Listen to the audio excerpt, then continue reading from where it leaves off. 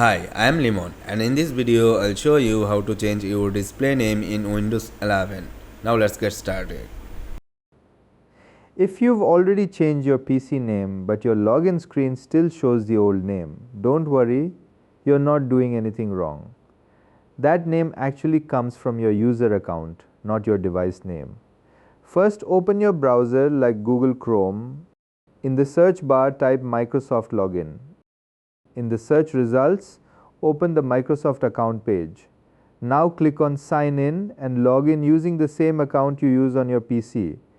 You might get a verification code, just follow the steps to complete it. Once you're signed in, click on your info from the menu. Then click on Edit Name. Now just enter the name you want to appear on your PC and click Save. Simple as that. Now sign out of your Windows account or restart your PC. And when you come back, you'll see your new name on the login screen. If you're using a local account, here's what to do. Now click on the Start menu and search for Control Panel. Open the Control Panel.